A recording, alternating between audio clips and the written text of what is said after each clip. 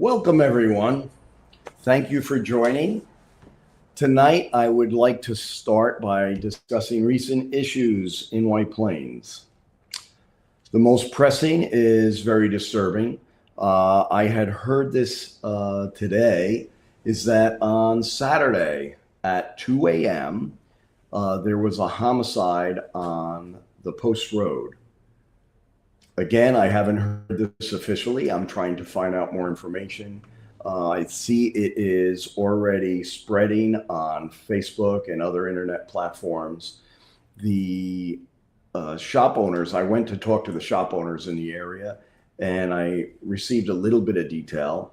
Whether this is factual or not, again, I want to make it very clear. This is what I was told. And so this is third party, that there was a fight ensued and a person was out on the street fighting four other people, and someone got into their SUV and repeatedly ran somebody over, and the person had died. So that is something I did not hear on the news. I didn't hear it anywhere in White Plains, which is something I really want to discuss because this has happened quite a bit on the campaign trail. Many people have told me that there is safety issues, that we do have more crime than is being reported. So I've interviewed people at the city center, and I heard about a stabbing there. I heard about a slashing there. Then I know there was another stabbing in another part of town. I received footage of a home invasion, and when we started to discuss that, two other people told me that they had home invasions. There was the shooting. So these things are happening, but they're not widely reported, and I'm very, very concerned about that. I think that at this point, no neighborhood is immune. There's been car break-ins around the city as well. So I'd like people to weigh in on that. If they had any incident in White Plains, there was also another incident that was reported on Facebook. A woman reported, and that was very disturbing as well. So we want to know about this. We want to know about it because if we don't know about it, we can't do anything about it. So I really want to get this information out there. So please, I want to make this completely interactive. I want people to ask questions. I'll answer them to the best of my ability. And if they have any information, especially about the safety, I want to know about that. The next issue I would like to discuss is it came up during the League of Women Voters Forum. I was asked a question about reassessment, and I gave my views about that reassessing the property in White Plains would be very unfair, and it would chase seniors out, young families, actually any of the real working people around the city who can't afford for their taxes to go up $1,000 a month. Now, of course, I don't know exactly how much it would go up, but reassessments around the country generally cause a huge spike in taxes, especially on the older homes. The older homes are assessed value right now is low. They're older, they need more maintenance. There's many reasons why. They happen to have a good price on the market, though. You can get a lot of money for an old home because they have low taxes. Once you reassess it, it'll start to devalue that home. It's very unfair. It causes the seniors and working families who cannot afford that tax increase to leave. When we have a glut of those homes hit the market and people leaving that have to leave quickly because they can't afford it anymore, it will devalue those homes again because now they have high taxes. They're not worth as much. And once that happens, they sell for cheaper value, and then somebody else buys it at a lower price. And when they do, they file a certiorari and they reduce the taxes back down. Meanwhile, we chased out a senior or a working family out of White Plains. So I tried to explain it in the very short period of time I had at the League of Women Voters Forum. Not their fault, but it's a forum where time is limited, and I get it. My opponent did not answer the question. I know he's an attorney. I believe he's a landlord-tenant attorney, and he said he can't answer that question. He wanted to be transparent that he does not know enough about assessments. I found that very hard to believe because most people around town know what an assessment is and how it can affect your taxes. So that is a big issue. I'd like people to weigh in on that because I will fight reassessments, especially in the current form in which they have done in other areas where it chases seniors and working families out. The other item that I'd like to discuss tonight is the executive. There's been actually 2 Common Council meetings that were special meetings that came up over the last probably a week. And one was concerning a change to the supplemental building code of White Plains due to the collapse of the partial collapse of a floor on the garage. The issue surrounding that is what I heard, because that came up at the Battle Hill Forum, is that the council did that so that they can enforce the New York State law, that these garages require engineering reports. And that does require review by the building department. However, I was a code enforcement officer for the city of White Plains, and you do not need a special law to enforce New York State law. The code enforcement officers are required to enforce that law. So I'm not really sure what that's about. We found out that I think it was CBS did an investigative report and found out 40 garages have not had inspections. So that's a big issue. So they called council had a special meeting with regard to that. The other thing is last night they had a special meeting and they actually went into executive session. And for those of you who don't know what executive session is, that is when the council gets to go into private, and it's a meeting in secret that they are not revealing to the public. And there is very specific use cases for that. If you're discussing personnel files, things like that, that has to be an executive session. You do not want that out in the public. The other reasons are generally if there's a lawsuit or something that can put the city at risk, that they can't talk about this in public. And that could actually be certain types of real estate transactions that will, by discussing them in public, will affect the sale price of the property. We're not really sure what they were discussing because they were discussing what they said is the sale of real property of the city of White Plains. So there's a lot of assumptions going on out there. I'm really not sure why we couldn't know about that.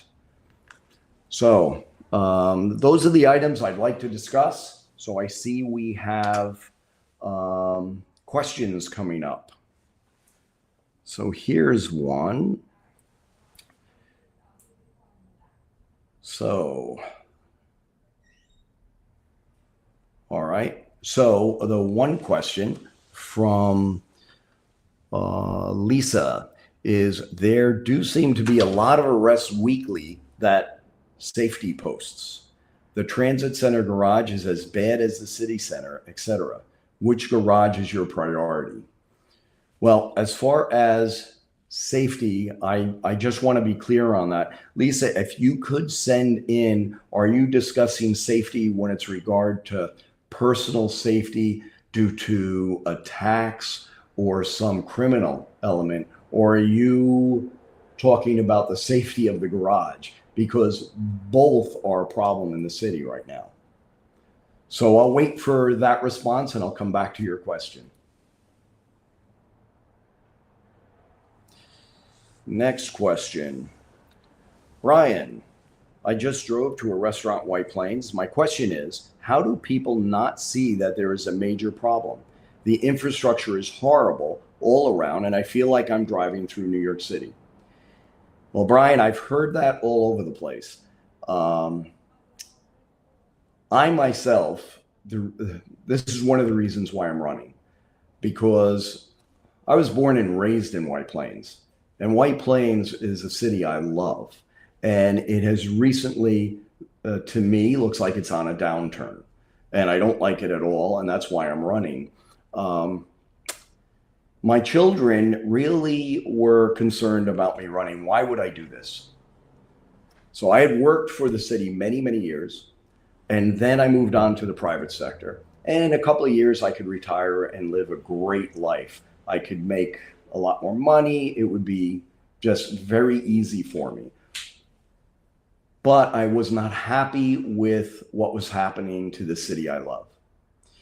And so it really troubled me. And I decided to enter the race. And I spoke to my children. And I said, look, anytime it's one of your birthdays and we're going to go out to dinner, you never want to go downtown White Plains. And they said, why? It's dirty. You're going to get a ticket. And that's if you can find a parking space. It does not look family friendly at all. They said, why would we do that when there's so many other places around? And that troubled me a lot. And I said, that's exactly it. I said, either we'll end up putting a sign on our lawn and selling our house, which I do not want to do, or I have to try to do something about it. I'm not a career politician. This is why I'm running. So, you know, it's obvious what's going on. We have, the police do an excellent job, but I think it's more of leadership. What do we want in our city? When I left working for the city 16 years ago, we had obviously the cruisers, we had foot patrols, we had bicycle patrols, we had motorcycle patrols, and we had mounted police. And everybody knew the police officer's name who was on that beat. And it was very much community policing. That has gone away. And I think bringing that will go a long way. But keep in mind, we also had more police on the job back then. I know my opponent has mentioned several times that they've been adding to the police every year, police and fire, but we had more back then. So the math doesn't really add up. So I agree. I think we have to do a much better job. When I bring up something else, and this may sound silly, but we were so concerned with how the city looked that when I worked for the city, the mayor at the time was Mayor Joe Delfino, and he had us, the city, buy gum buster machines to remove the gum from the sidewalk because he said that looked terrible. He said, if you want people to come here, enjoy our restaurants and shops, it has to look clean. We have to keep crime down. We have to make it friendly for people to want to be here. And I agree with that. So that's an excellent question. I don't know how everybody doesn't see it. I think most people do, though. Okay. So Lisa came back and she was referring to White Plains Public Safety. They send a weekly Facebook post that lists types of arrest. There are 45 to 65 incidents weekly, which seems high. Yes, it does seem high. And I also believe that we have many other incidents that are, I don't want to accuse anybody, but it just seems strange, that are downplayed. Because I don't see anything on the news of the more horrific crimes, slashing, stabbings. I did see the one stabbing on the news, and obviously we saw that shooting on the news. But the one home invasion that we had got the video of, and then as that we released that, two other people contacted me and said that happened in their house. So those very much concern me. And there has to be a big focus on that because safety is our priority. We have to have our residents and visitors safe. So I can tell you, if I'm elected mayor, that will be a major priority.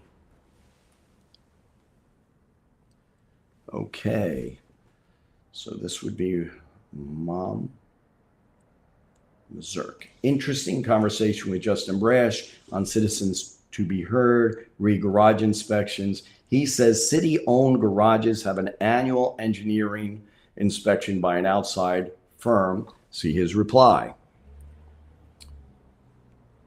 Okay, so this is interesting because if we've had an annual inspection, I don't know what to tell you. Just walk into the garages. We've had water infiltration through the slabs. I was a code enforcement officer, so I know something about this, that you have water dripping right through the slabs. While that water coming through those slabs without them being sealed with the water infiltration and the chloride that has now attached itself to the steel, you're going to have the steel expand as it weakens, and you're going to blow out the concrete, which you see everywhere. You see it falling. You see spalling concrete in the garages. Just go into the Hamilton, Maine. When you pull in, if you pull into that garage, you'll see on one wall, they had to close off that area because you could see the steel all rusted out. If you want to go to the library garages, the columns are all rusted. I understand they have to be replaced. Now you have beams, you see them cracked, you see water pouring in everywhere. That type of stuff has to be maintained. If you don't maintain it, you're going to have millions of dollars worth of repair around the city. And obviously we haven't maintained this stuff in years. Just go in back of the city center. The steps are they're hanging off the side of the building.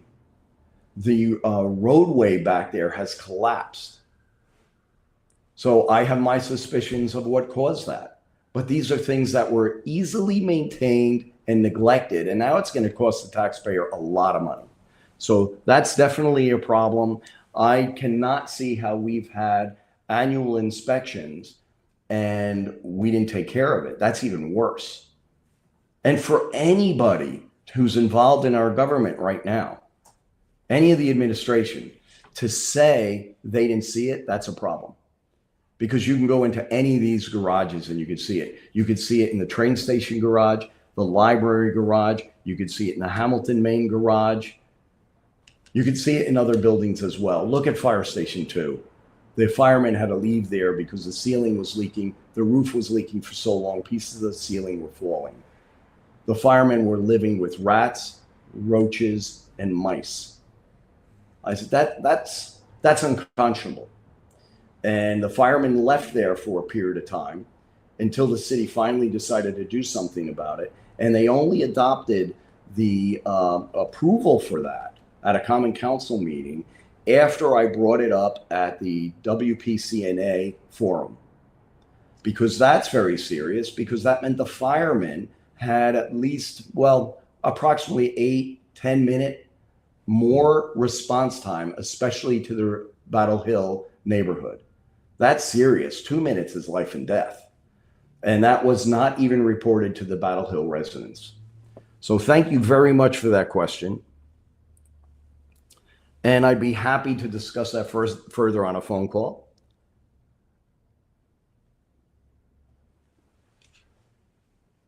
I got a very nice one from Patricia that I'm very informative and I want to move to White Plains so I could vote for you. Thank you very much, Patricia. I appreciate that. And from Susan, free parking at night for restaurant visitors would be good. You know, that's come up quite a bit. We have to do something to make parking more friendly. Now, I know that we have to get some revenue from parking because that is supposed to help maintain our parking. It hasn't been doing a great job as of late, and I know we're making a lot of revenue from it. But making parking more difficult and less friendly, and where people get tickets, they don't have the grace period that we're supposed to have. And I did a video on this, if you're parked slightly over the line. Now, this is not to besmirch any of our parking people. They're doing their jobs as directed by this administration. And they're trying to subsidize our budget through parking revenues. But that also chases people out of White Plains. People are not visiting White Plains, not spending their money here, and it's hurting our sales tax revenue, and also hurting our small businesses. So I agree with you. We should do a lot more to at least, we could try to do some free parking at times. We could see what we can do. But at least we have to make it easier and more affordable for people to come down to White Plains. And this way they can enjoy our restaurants, our shops, and make it more lively down here. Oh, Connor, I got a very nice one. Best of luck, Lenny. If I was a White Plains resident, you'd have my vote. Thank you very much, Connor. Okay. Let's see what else. Now, also, I want to mention the items I brought up are not the only. You can ask me any question that you feel is on your mind. Sorry, Lisa, you did want to know which is my priority. The transit center garage is as bad as the city center. So the city center garage itself, I don't see as many problems as the trans center garage, actually. The city center has a problem with the steps in the back and the collapsed roadway. I understand when I did a video about that, the city now decided to repair that. It's like they're chasing me. Every time I come out with something, like I brought up when I first entered the race, that people who serve our city can't afford to live here. So now workforce housing is a big issue to them. It's the same thing every time I bring up a problem in the city, it's another big issue. So they're going to fix the steps back there in the roadway, but the transit center garage needs a lot more work. So that would be the priority. With the city center garage, they have to do more maintenance. It's not quite as old. They have to make sure there's not water infiltration, so it ends up the same as the transit center. But they should be doing that maintenance on every garage. They should be looked at annually and make sure there is not water infiltration into those slabs. It is much cheaper to maintain than to replace. So city center, they should be doing that anyway. As far as the transit center, they have work to do there. Like I brought up, the doors were hanging off when I went there one day to the stairwells. So now they're gone. So instead of fixing them, just remove them. Why do we need the doors? I guess that's the thought process. The handrails, some of them you can knock over. They've started to fix those. They did some patching on the ceilings where it was really bad, and they had caution tape all over the place because of spalling concrete. However, when I looked at it, you could see the lines falling. It looks like they did a cosmetic patch. Of course, I don't know exactly what they did, but I should not start to see the patch separate within weeks. So the trans center needs a full engineering report. And I can promise you, if elected, I'm looking at those reports. I want to see that all of this is done. I'm not just concerned with the garages. I want to be clear. Are we doing the boiler inspections like we should on commercial properties?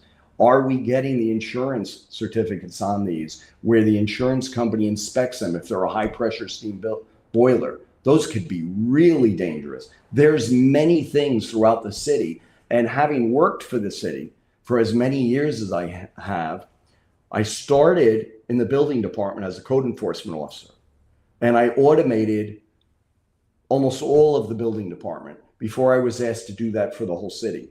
So I know the building department pretty much inside and out, and the rest of the departments as well. We have to make sure that everybody is doing their job. And I can promise you that I will do that. Okay, let's see.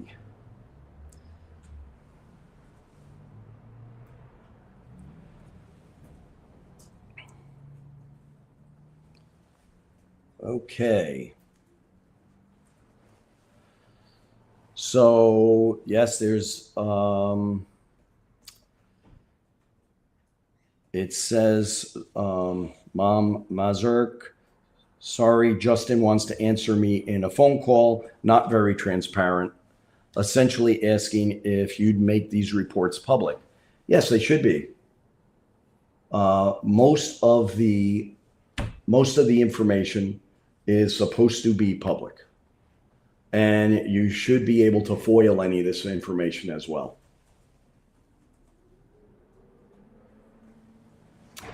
Okay, John, as a person who worked for the city for 39 years, 7 mayors, I visited for a couple of weeks and would like to know if all these delivery bicycles with milk crates strapped on have a background check. Some I saw were suspicious. Could be a problem. Not all, but some. So I believe they should have to be registered. There's the same, I'll give you an example. Some of them are flying down the streets. I actually witnessed them at the Trans Center garage repairing them.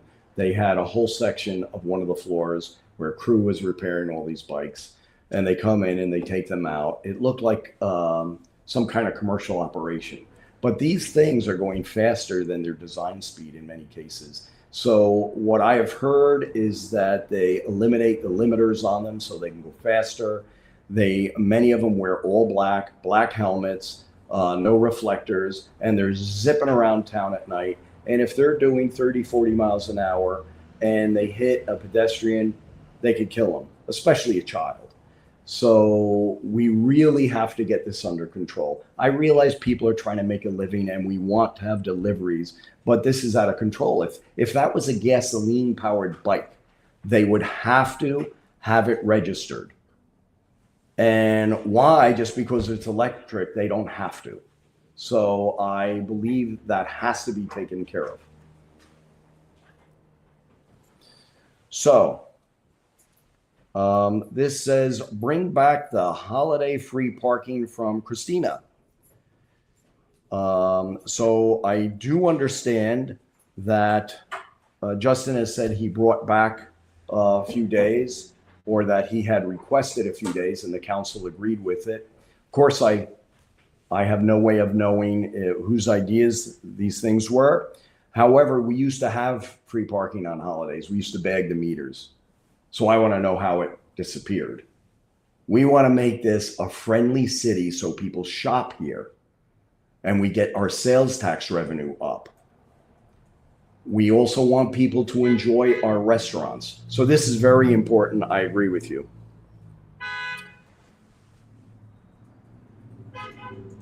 So, Missouri, can the ticket agents be trained and used for traffic control too? Prime spots are near the train station at 119 Battle Avenue BRP entrance. I don't know if they can, because traffic control is a skill and an art. We used to have police officers who were spectacular at it. I forgot the officer's name, but he was spectacular. There was one who wore white gloves. He was great. We moved traffic through White Plains at an unbelievable pace, and there was no issues when he was on the job. But I know we have less officers now, and it may be that's the problem. We can't afford to do it. But that is something we should have more police officers doing traffic control, especially in the bad intersections. And those are intersections that are a problem. I can tell you that. I've seen it. So I agree with that. Okay, Ray. If you're elected, how would you address the chronic traffic and pedestrian safety issues affecting Battle Avenue, like speeding, drag racing, every weekend on Chatterton Parkway and Alexander, congestion from cut-through traffic to Central, not stopping at marked crosswalks, etc.? Battle Hill residents have been complaining about these issues for decades, and nothing happens. So this came up during the Battle Hill Forum. Obviously, something has to be done. I remember I worked for the city. There was a young mother who was killed on Chatterton Parkway, and it was very, very sad. And the city back then, it was right before I left, and right before Mayor Delfino left, that this was going to be addressed, and nothing was done. So there's a lot of talk about it now from my opponent, but of course, because it's an election year. But for a decade, nothing has been done, and that is very, very sad that they were forgotten about. We do have congestion from cut through traffic. That is terrible. We should figure out a way how to limit that. There was some talk, people suggested stop signs. And we can, although some people say we can't, we have to show, there is a process to show why we need a stop sign. But I could tell you that I have seen this before. I saw several accidents at one intersection. And when I asked, why can't we get a stop sign there? And it was told to me at the time, well, nobody's died there yet. We should not wait for that. It doesn't mean we could just throw them up anywhere, but we do have the right to do a study and present our case why there should be one. I know that sorry about that. There's sirens going. People have asked for speed bumps. They decided to do a test in another end of town, which didn't really make sense to me since Battle Hill has been asking for these for years. But I was told that's not a speed bump, that I was wrong, is that it's a speed cushion. Now, actually, if you drive there, it says speed hump on the side. So I don't know really what that's all about, but I don't think that should have been placed there. It should have been tested in the areas where we have the most problems. I think we should talk to the businesses in that area, because I understand Honda does test drives up that road. They should not be doing that. We should talk to them to get that to stop. But I think that if we do a traffic study there and make our case, take it seriously, because it hasn't been taken seriously for all this time, we can get this taken care of. It doesn't have to be a 10, 15-year problem. We just order a traffic study there. We have the people who are skilled in our traffic department, and we get this taken care of now. So, Tim, what happened at the no transparency closed door meeting last night? Okay. Just want to let you know that. Okay. So this is interesting because we have no idea. So I know that there was many people who came to the meeting, and the planning commissioner spoke this was all at the pre-meeting, and then they went into the executive session. And that's the problem I have with executive session, that nobody really knows. And the only way to find out what happened, since the council members are not allowed to disclose what was discussed, is if you had somebody there who would challenge the status quo and say, I don't agree with what was discussed. This shouldn't have been at the executive session. This should have been in front of the public. And then they can file a lawsuit against that. They're not allowed to disclose it, but we can get to that process and find out exactly what was done after this is challenged. If somebody on the council challenged it and took it to court, maybe we would find out. I'd have to find out all the legal ramifications of that. But right now, that's never going to happen. When they call executive session, you'll never find out what had happened at that session. And that's pretty serious. So what are my thoughts? This is from Dominic. What are my thoughts about city homeless population? So I have heard all kinds of things about what people feel about the homeless. And I've been told that it's their right to sleep on the street, that this is all their right. It is not humane. The temperatures are dropping. They have been sleeping on the street, and our homeless population is growing. We should be working directly with the county and find out if they have enough facilities to house these people. because if they're sleeping on the street, where are their bathroom facilities?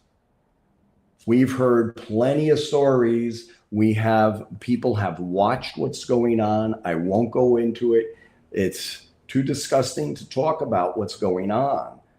And we have to feel for these people, because the reason why someone's homeless, if you really drill it down, is because they could be addicted, they could have mental illness, or they could have had something very terrible happen in their life. In any one of those cases, they need help. And we shouldn't just say, we'll throw a tarp on them and let them sleep on the street. We had people building tents. We had pictures of it. We had a person walking around naked, I think it was a week ago. These people need help. I've spoken to many of them now, and we really have to address this. It is not humane. I had a restaurant owner reach out that he was losing business because a homeless man was sleeping in the entrance of his restaurant. I went to talk to the restaurant owner because obviously he was losing a lot of business. And when I got there, the police were carrying that person, or actually EMS, putting him in an ambulance, and he did not look like he was in good shape. So I don't know if he made it. That is not humane.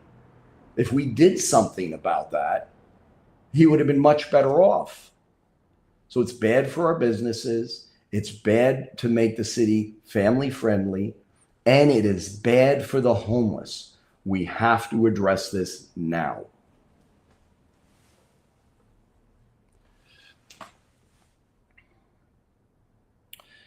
So, Ray, what is my position on the delivery bike guys that congregate at the little park between Grace Church and Red Horse?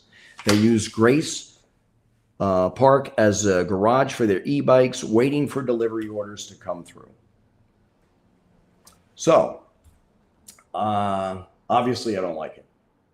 I think if we do a registration process, and this is not to break these people, that's not the purpose. We have to make sure they're safe and our public is safe. But we do a registration process, and we may be able to provide them a safe place to do their business, to have their business running appropriately and not scattered all over the sidewalks. I was walking down Mamaroneck Avenue, this was right after, or actually during, Blocktoberfest. And one whole section of the block was blocked off with e-bikes. I had to walk around them. They were on the sidewalk. Now, you're not supposed to drive your regular bike on the sidewalk, but you can block the whole sidewalk with e-bikes? No, we need a safe place where they can work on their bikes, and that could be all part of the registration process. And that should be looked at, and that should be taken care of immediately as well. That does not seem like a difficult process at all. We should start working on that right away. I got a message from Buki, and the police officer who used to direct the traffic that wore the white gloves and was spectacular was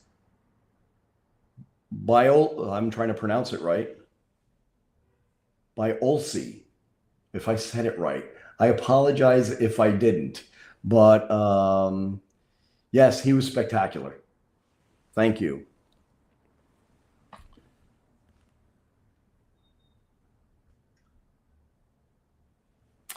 So, Mrs. Quackalicious. Hey, Lenny, how are you? My parents are asking about your opinion and your plan on the excessive number of marijuana stores on Mamaroneck. I'm assuming Mamaroneck Avenue, obviously. Getting a lot of complaints about that.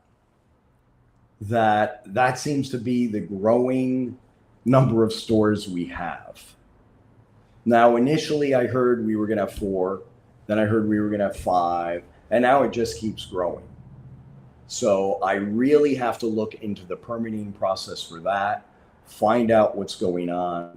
I know we're getting a ton of complaints about people openly smoking all along Mamaroneck Avenue, and families afraid to walk down the streets and walk with their little children. You rarely see people walk with little children on Mamaroneck Avenue. It's not as common anymore, and that's one of the problems. So we definitely, I think we have to get a group of community people involved. I believe in involving the community in a lot of these discussions. They should be involved in all the discussions, quite frankly, where we bring people in and we discuss how can we come to a balanced approach on this. Because to have marijuana shops every so many feet and you can't walk down Mamaroneck Avenue with your children, that's not good as well. So I agree.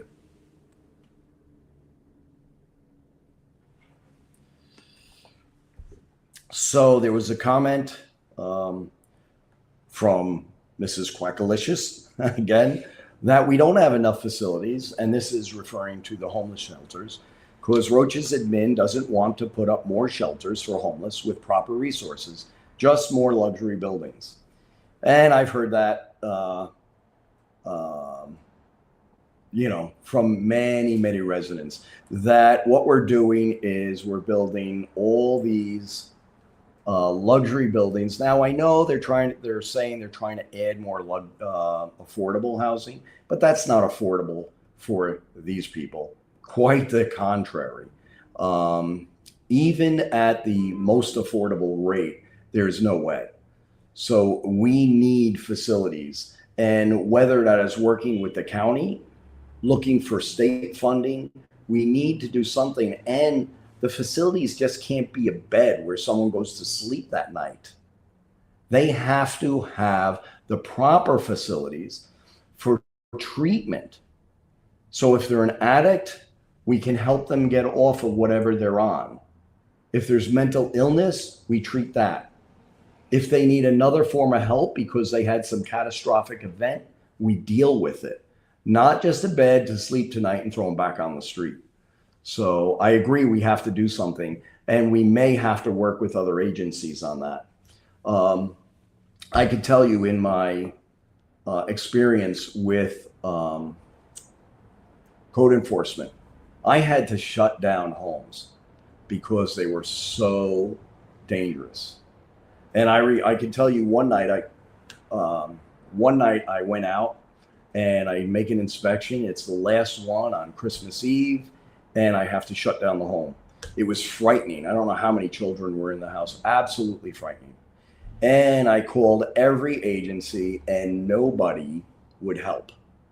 And I couldn't put these people out on the street because it was absolutely frigid out. It was one of the coldest Christmas Eves we had. So I worked with the commissioner and others, and we stayed on Christmas Eve as late as we had to find people who would give up space to put these people who would now be homeless in because they had nowhere to go. Now, we did that because, that was in all of our nature. That's the people we had working for White Plains. And we still have people like that. But there should have been facilities. The county should have been responsible. I know because I called social services and they said they had nothing and couldn't help at the time. So we jumped in and did it. I wasn't a social worker, nor was any of the people working on this. And we found them all this very large family place to live. So we do need more places. Absolutely. So let's see. So just to make sure I did not mispronounce the name, someone else wrote in that it's Beolsi. So very good. Thank you, Tim, for sending that in. And I got one from Rose. Lenny, you are the man for mayor. You have the experience, the leadership skills, and you have the passion and the heart. Thank you very much. And we have one from Suzanne. Flooding is a major issue for many homeowners in White Plains. How would you address this? Simply cleaning the storm drains isn't a solution. Additionally, how would you ensure the green space of Baldwin Farm would be preserved and not developed? Okay, so flooding is a major issue in a lot of areas of White Plains. White Plains had a lot of streams, a lot of like if you look at the Bronx River, obviously, the Hutchinson River, the Mamaroneck River, which runs under Mamaroneck Avenue. When I inspected the Y years back, you could see that it actually ran under the Y. And these streams and everything percolate up. I mean, even if you look where I live in Gedney Farms, there's a lot of water. Um, I think we're going to need a major assessment on that. That's not going to be an easy solution. Flooding is never easy. We have this problem all over White Plains. I could tell you, even at my house, when I was doing work there, and we had to open up the trap, and I was needing plumbing inspections for that, filed all the permits.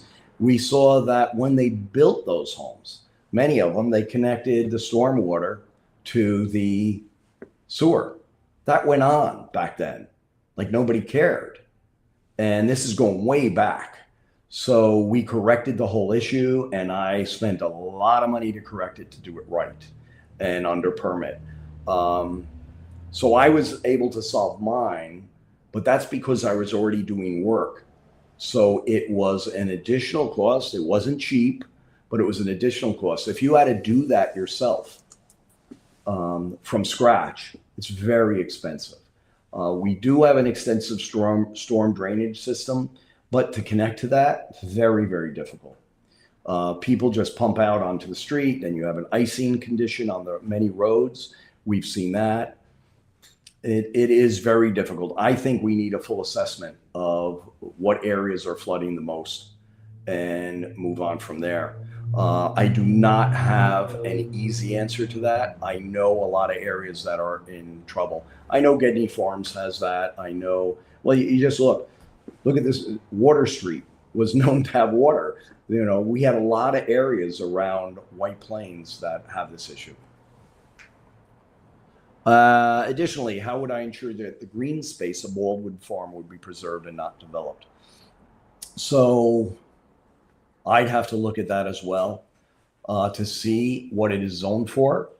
And there's much that would have to be checked on that to preserve the green space. I agree we have to preserve green space. We had a prime opportunity with Ridgeway Country Club. The city was offered that property, and we turned it down. I don't know why. So that'll be developed, and we'll give up all that green space. I hear our mayor and council say all the time, we got to preserve green space. What did they do about Ridgeway Country Club? That did not seem to be a priority at that time.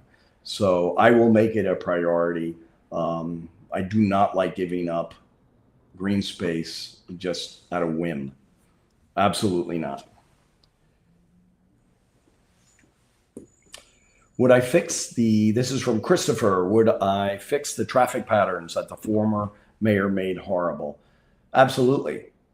So when I worked for the city, I worked in conjunction with the traffic department. They had the best traffic system. It was done by a company, the software was by a company, Transcore, if I remember correctly. It's a long time ago. And our system was phenomenal. We had loops in the road so we could detect traffic. The computer kept track of everything. The lights were controlled by that. We also had the lights go green for all emergency vehicles when an alarm was pulled, and red for everybody else. And that just enhanced the flow of traffic. So everybody was clearing out of the way in front of any emergency vehicles. We had many things in place. I could tell you that I think their plan is to make the traffic patterns even worse. I think it was called Vision Safe program that they want to adopt. And that was at the library. And I have no problem with their goal, but how they want to achieve it is, I think, is completely wrong. What they want to do, they were talking about making even more major changes to our traffic patterns, changing certain one ways to two ways, adding bike lanes with curbing, narrowing the streets. And the idea was to slow traffic much more so that if there was an accident, it was less chance of fatalities. Right now, it takes a long time to get down Mamaroneck Avenue. We cannot, assume that that's the best way to do it, is to just slow traffic down to a crawl. If we got rid of all cars, then there wouldn't be any vehicular accidents or fatalities due to that. So I do think we have to concentrate on it again. I will look into the traffic system, I can tell you, because I'm very familiar with it. So I will absolutely look into it. A lot of these issues I'm familiar with because I've worked in every department while I did technology. I founded the IT and I worked in all these departments, so I understand the technology in each department. And doing so, I had to learn the function of the department. So can easily look into these things very, very quickly and get results.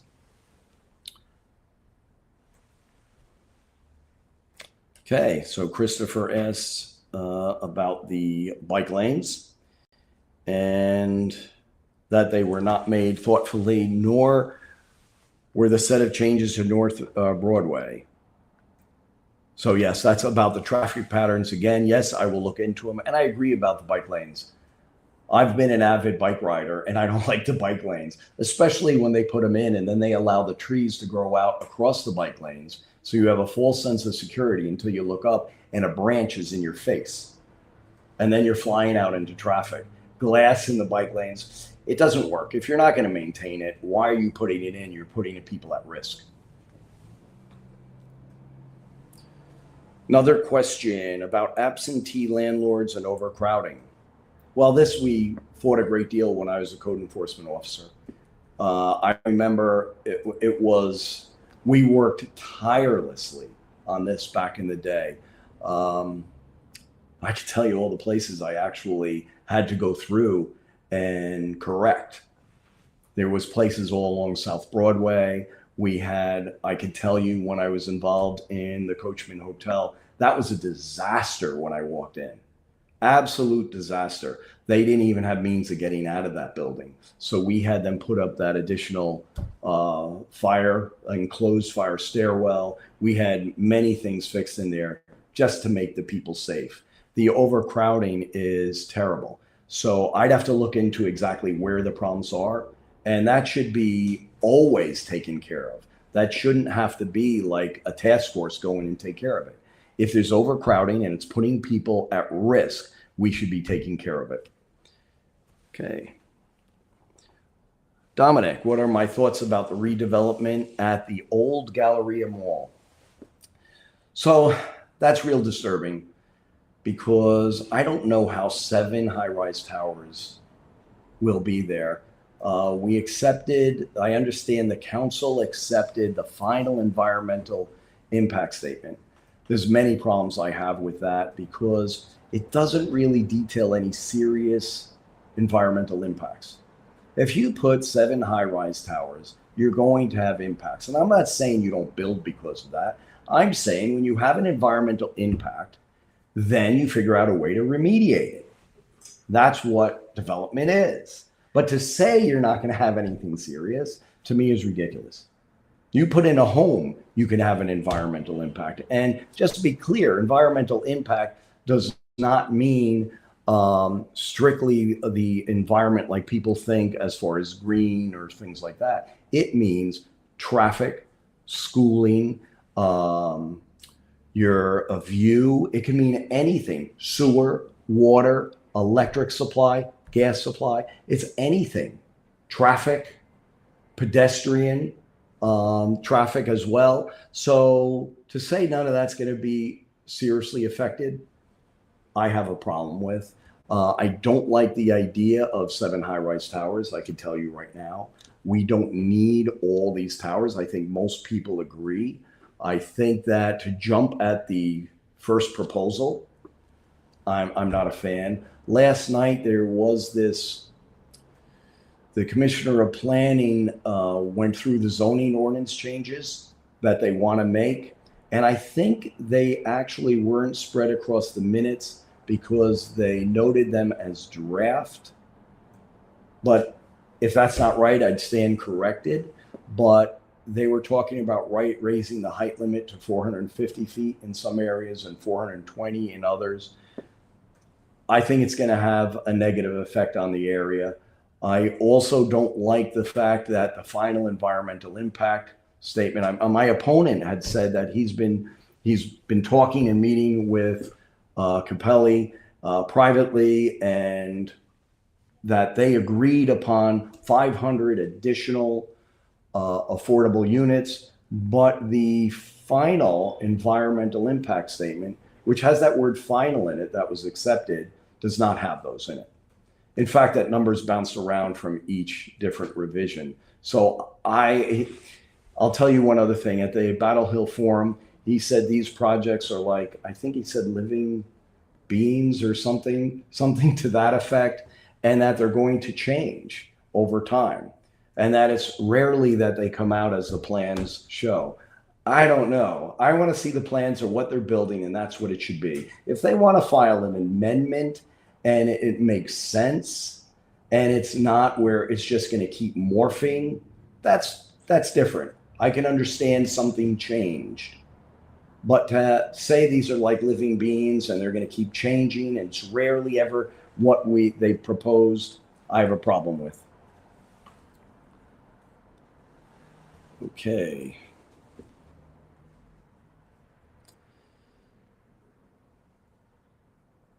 So this is from John, that he was visiting the city again, and he went to visit some of his coworkers, and that he could see most of them. But he only knew a handful of them, did not know 80% of them. I asked the senior guys, and the answer was DPW is the lowest paid municipality, lower than Mount Vernon. The administration boasting how great a city we are, but won't raise salaries to draw the people who want to take pride of their job. I've heard that from all of them. And I know that. Our municipal workers are not really appreciated here by our leaders in the city. The administration has not taken care of them. We lose a lot of them. They think that that's a good idea. We're saving money, but we lose them, and then we have to train somebody else. They're not taking into account what it costs to train somebody and how efficient good employees are. The good people will be here for a while, get trained, and move on. I've heard the same thing from police and fire. It's all across the board in White Plains. We have to start taking care of and appreciating our municipal employees. They can't afford to live here. That's a problem.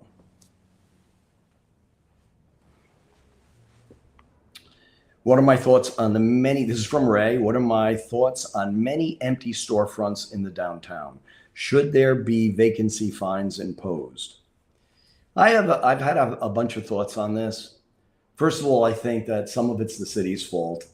You know, if we should have more parking. We should have it easily accessible. We should make White Plains family friendly so these businesses could thrive. The reason why they don't thrive is just like my children said, they don't like to come downtown White Plains. That's a problem. So I think some of the onus is on the city. But also the landlords like to get as highest rent as they can, and we've seen that before. What I want to look is at our tax structure for that, because in the past I had heard, and I don't know, I have to look into it more. I want to make sure that there's not any tax incentives anywhere, that if it's vacant, they have an incentive.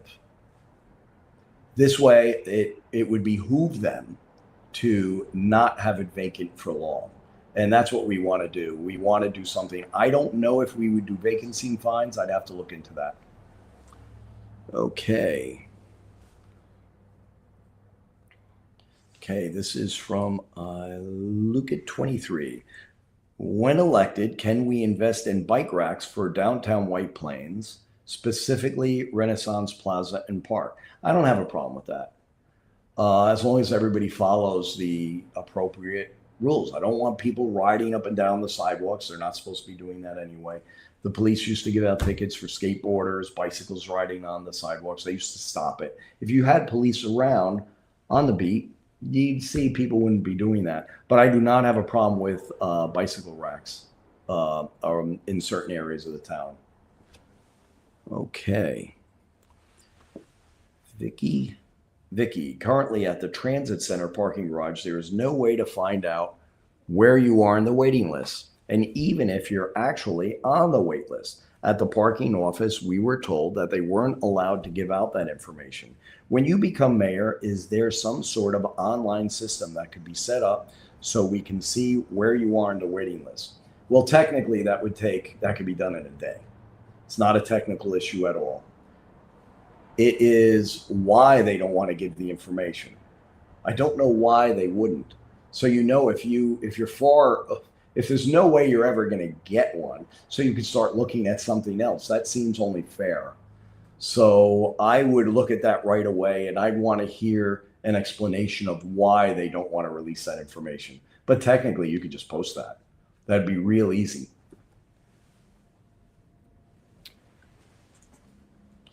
DV. White Plains Mayor. I still rent my house there. And I'll be perfectly honest with you, I left White Plains because I didn't think it was safe enough for my children. And right now, I agree with that. I've seen issues about that around White Plains. That's when I opened up, that's what's concerning me. I want all neighborhoods to be safe. White Plains was a place where we didn't even lock our cars in the past. Now, I know the world's changed. I get it. But I'm not talking that far in the distant past. This is not something that I'm talking about in the 50s and 60s. So White Plains has changed, and I think we can really improve upon safety in White Plains, especially if we start being transparent about it and not making it appear differently than it is, so then we don't have to address it. But thank you.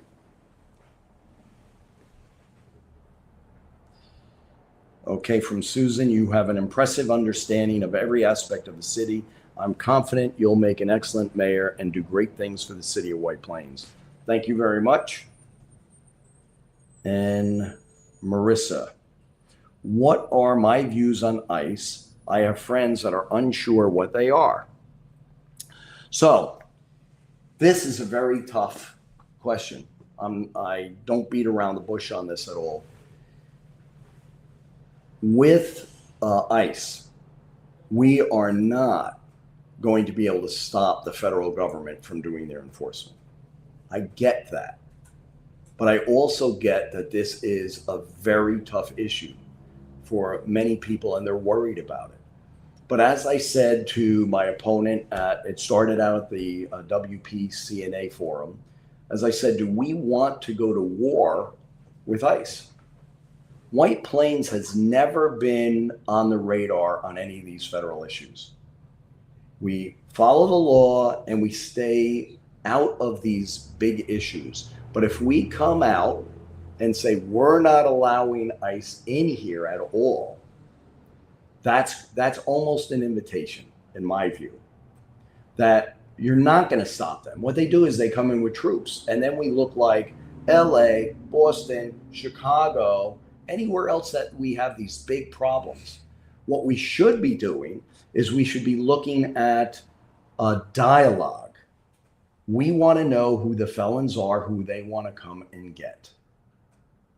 So when this question was posed to me at the WPCNA debate, and I brought that forward, they said, well, ICE came in and arrested somebody and he wasn't a felon. And when I asked, well, how do we know? Did anybody talk to ICE? And they said yes. And they said they were coming to get him because he was a felon. So I'd help investigate what's the problem is and why they came in. But I never received his name or anything to find that out. So I really can't go by that. But my opponent said that he was proud to work with Mayor Roach to make us a sanctuary city. So the one thing that I failed to say at the debate or forum is that how did that work out? He declared then that he helped make us a sanctuary city, they still came in and got the person. It's much better to have a dialogue, much better. And we stay off the radar, and then you won't have these mass roundups. But I'll tell you, if we say you can't come in, it'll be much worse.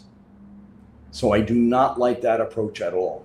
I rather work with people and keep us off the radar as a city that we're not even going to let you come in and get felons. So that's my view on it. And I'm happy to discuss further with anybody. I do not want people, my mom was an immigrant. So I understand the plight of immigrants. The one thing I will tell you, if you want to know my view, I think it should be easier to get legal status. That is my view. So, okay. Howard, what are you going to do with the situation, the housing authority? So I want to find out more what you're referring to. We've heard some horror stories at some places, but I don't know exactly what you're referring to. I'd like to know more, and I'd like people to tell me more, because I'm going to be 100% accessible, as best as I can be on everything, so we can solve the problems for the city. But I'd like to know more about what you're referring to. So if you could just type that in, I'd be happy to get back to that question. Okay, so from Ray, thank you for the detailed response of vacant storefronts. I'm particularly thinking of the former Brother Jimmy's barbecue space on Mamaroneck Avenue, which would be the perfect live music venue, which we are sorely lacking in White Plains. That's a very good suggestion. I'd certainly like to talk to you more about that and see what can be done. Thank you. Dominic, Fire Station 5 on Robertson Avenue has been closed for over 25 years. Would you reopen it, considering the amount of development going on in the city? Yeah, I think that we should have more fire stations. It would be better to have, obviously, more than less. And why do we have less now than we had? Doesn't make sense. We're a growing city. So I believe that, especially in some of the smaller ones that we have closed down, it would be great to have quick response fire stations so they can get to an emergency quicker. I think that is a very good suggestion. I know that they did this to save money because they didn't maintain the buildings. And now they don't maintain the parking garages. This just keeps getting worse. We have to end that cycle. So I would absolutely consider reopening it.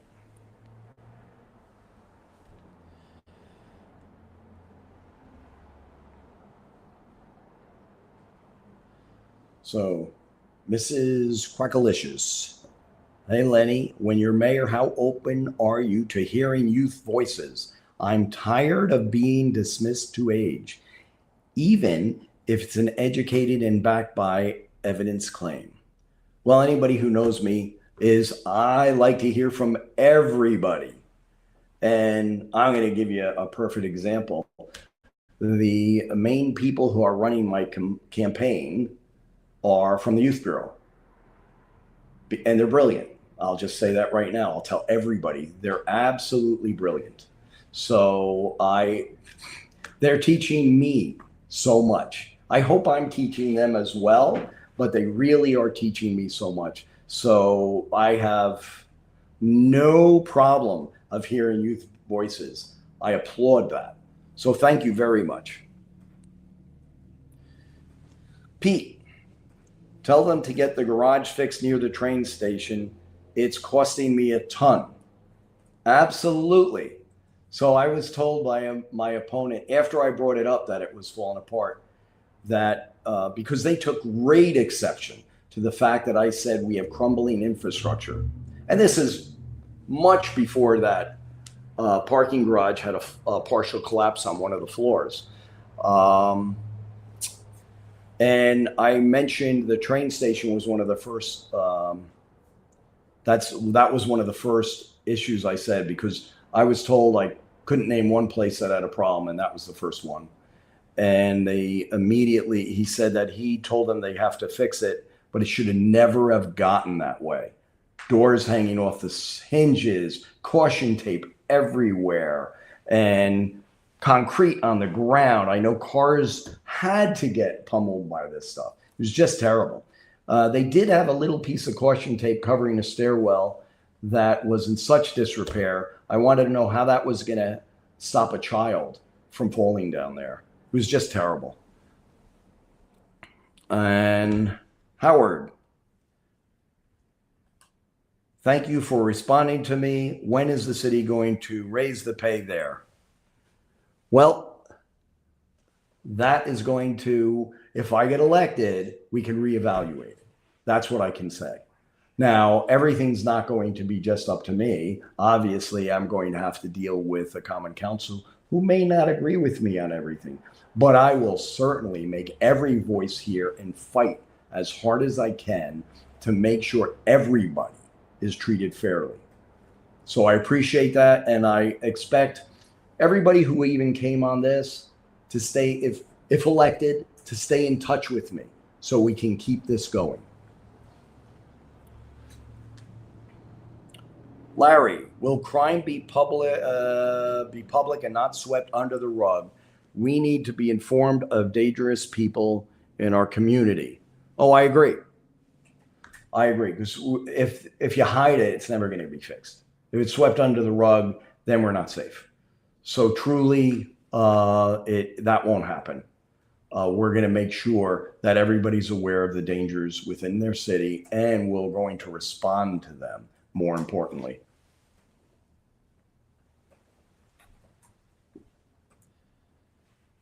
Okay, from Pete.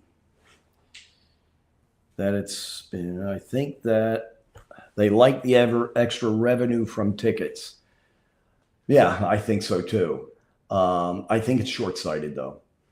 If you can keep increasing them, get more and more revenue, and then we're completely out of business. So if you just take it to the extreme, you see where it goes.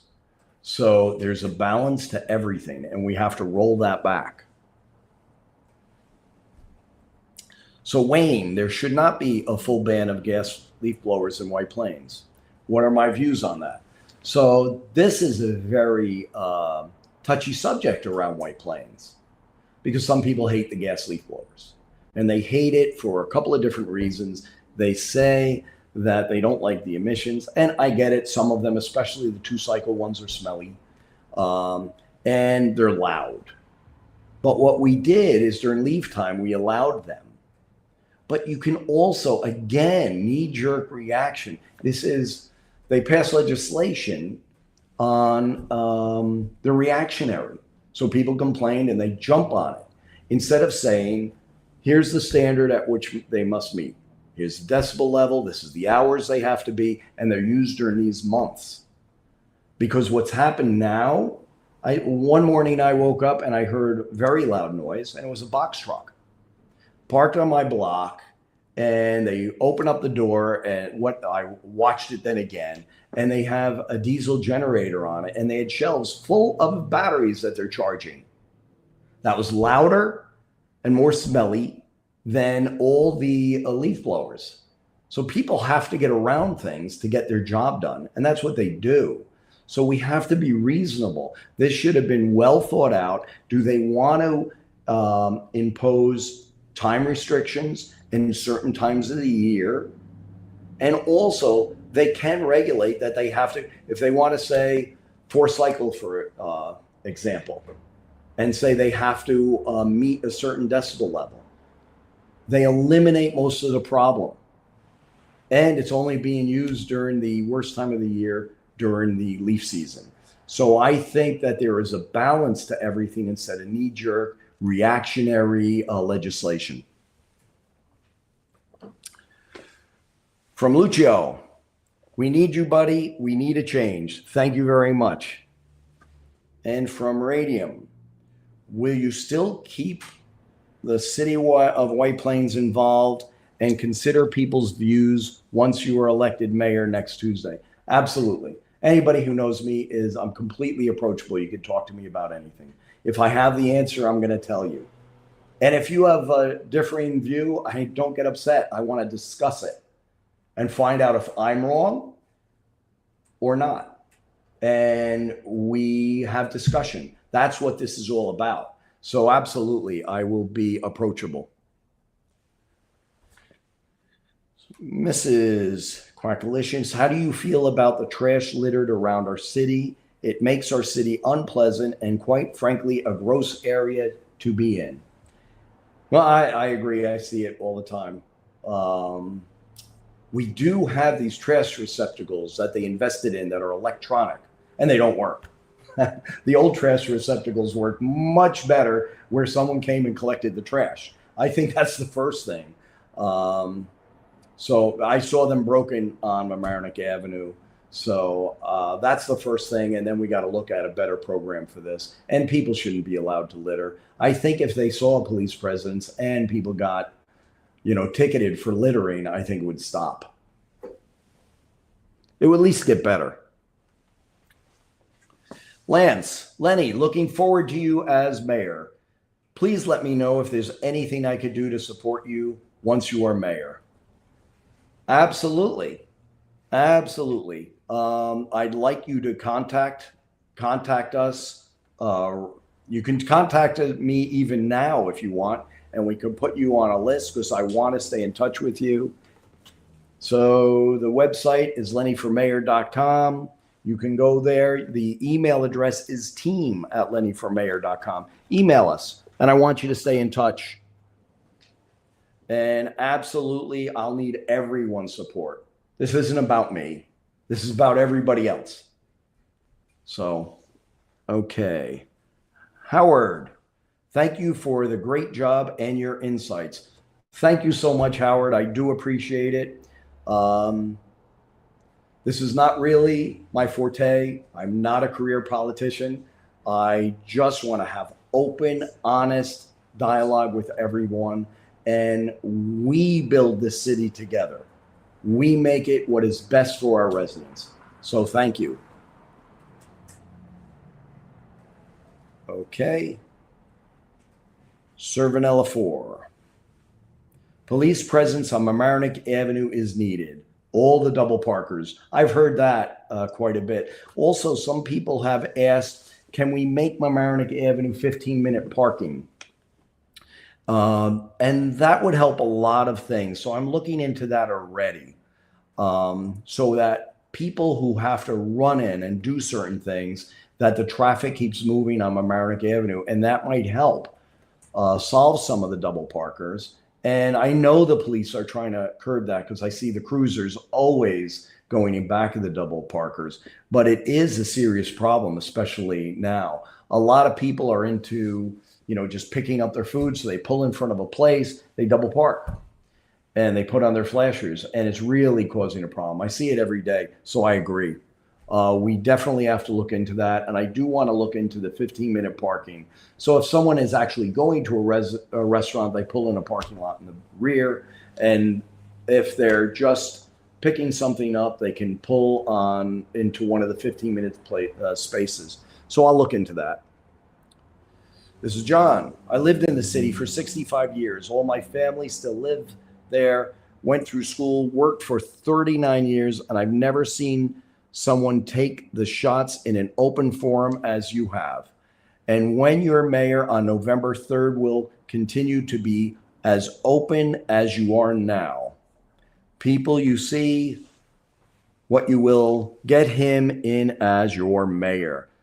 John, yes. So actually I misread. It's November 4th. That just flew by. I apologize. Thank you so much, John. And I really appreciate that.